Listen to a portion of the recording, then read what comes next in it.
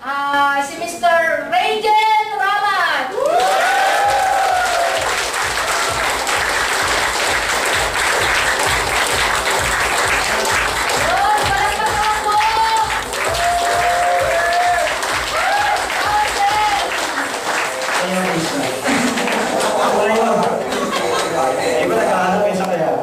Good morning! Good morning!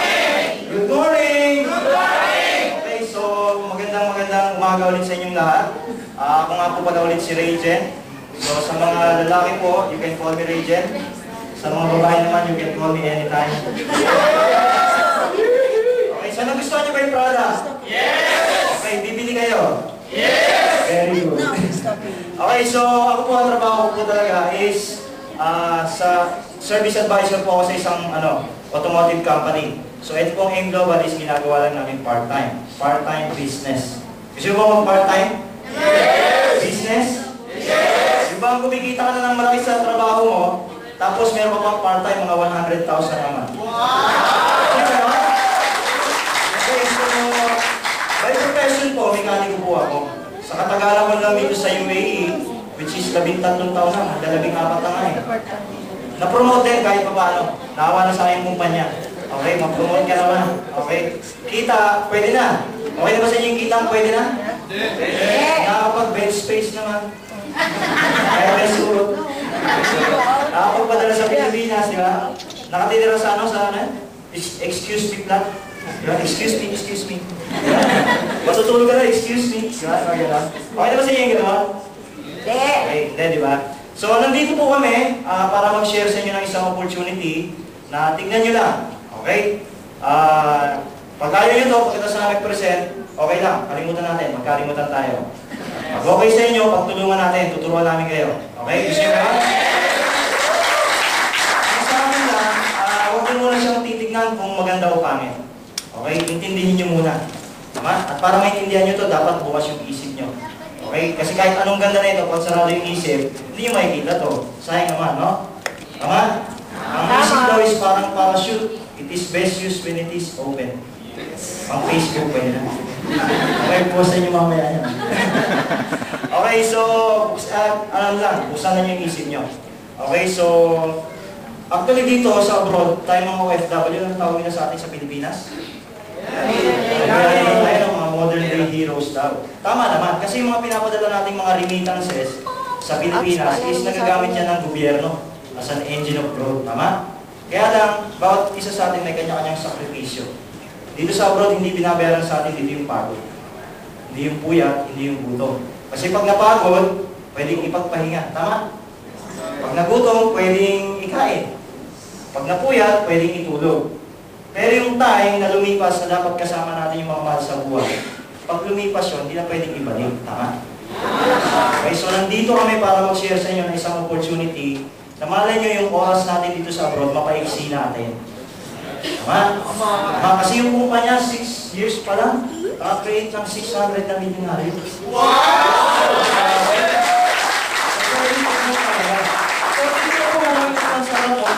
Yung mga first timer, bago siya dito, marami pa.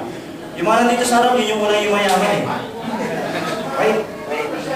So, 6 years, 600 na milyonaryo. Diba ako po, 13 taon sa kumpanyang pinagtatrabahuan ko. Sa Toyota Alphotane po ako eh. Malaking kumpanya?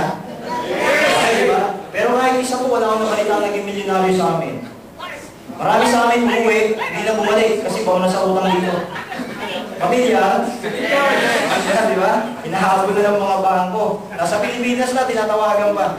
Diba pamilya, worse, may kasamaan kami, nagpakamatay kasi sa sobrang pressure na. Okay?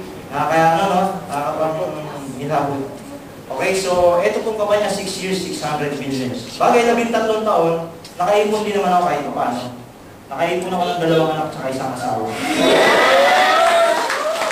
Okay, ibig sabihin, kung hindi ko gagawin yung ginagawa ko, after 10 years, makakaipon ako ng ilan? 2 asawa? 2 na? Parang tsaka 2 pa. So ibig sabihin, kailangan ng ibang sistema.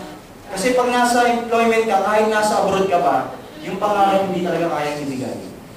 Tama? Naniwala kayo yun? Yes! Kaya nakita ni Sir Jiggy yung tungkol sa business. Tama? Business. Kaya lang tayo kasi hindi tayo business-oriented, di ba yung mga tao? ano tayo? Career-oriented, di ba? Tama? Career-oriented. So kaya hindi, kahit anong ganda ng business, ayaw mag-business. So ipakita ko muna kung ano yung potential ng business na ipapakita namin. So kanina pinapakita yung product. Maganda yung product, di ba? Yes! Yung Polydus, napakaganda po niyan. Personal, umiinom ako niyan.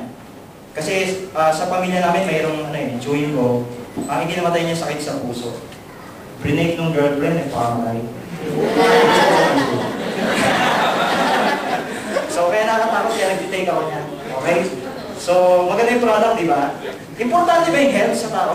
Yes! Importante ba yung health? Sa inyo, importante ba? Okay, so di ba pag sa health, wala namang mahirap, walang mayaman, di ba? Yes. Pantay-pantay yan.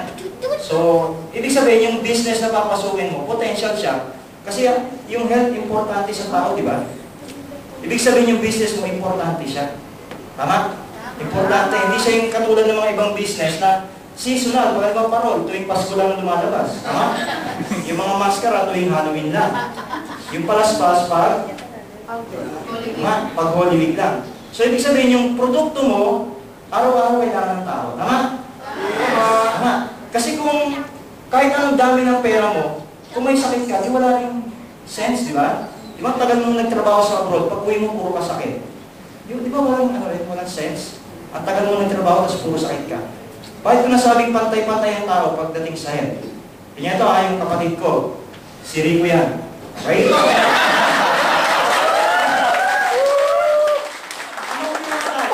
Sakit o aksidente? Sakit. Yung chewing ko, si Rudy Fernandez. Ano yung kinamatay? Mayaman na hirap. Ano yung kinamatay? Sakit o aksidente? O yung uncle ko, si Uncle Fernando po Jr. Mayaman o talagang mayaman? Ano yung kinamatay? Sakit o aksidente? Yung lola ko, si Cory Aquino. Mayaman o talagang napakayaman? Ano yung kinamatay? Sakit o aksidente? Ito, bakit na ito? Baka lolo niyo to, si Marcos. Mayaman na talagang mayaman na mayaman. Hindi namatay, sakit, aksidente. Di ba? Ibig sabihin, pantay-pantay, walang mahirap mayaman. Pagdating sa health, tama? Ibig sabihin, yung business mo, potential siya, kasi importante. Tama? Tama! Okay. So ngayon, okay, Regen, potential yung business mo. Kaya lang, may problema yung tao pag sinabing business. Ano yung problema ng tao? Pag sinabing business? Kapital. Totoo nga ba yun? Kapital ang problema pag sinabing business.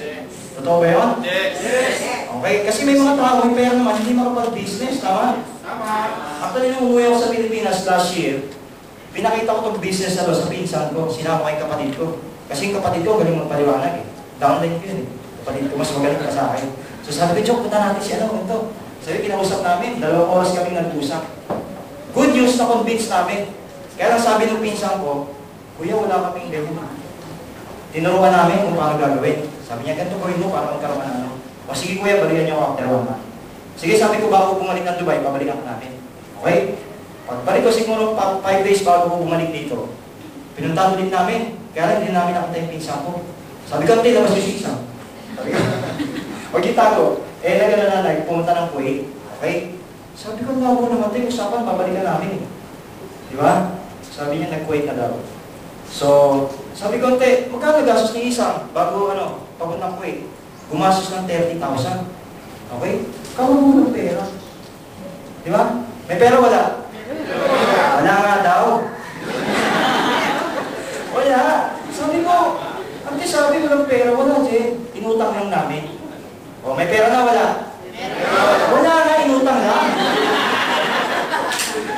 Ang gugulo nyo. Okay, so inutang. Pero niya, sabi ko, magkano ba sweldo ni isang doon? Sabi ko sa Kuwait, alam niyo, 20,000 pesos. Pag i-convert mo, 30,000, hindi naman ganun malaki yung puno na pinag-uusapan namin. Doon ko napatunayan, ang tao, ang Pilipino, kaya niyang mangutang para maging empleyado. Pero hindi niya kayang mangutang para mag-negosyo. So, ibig sabihin, hindi problema yung pera. Dahilan lang yan. Ano ba yung isang dahilan? Ba't hindi nag-negosyo? Ha?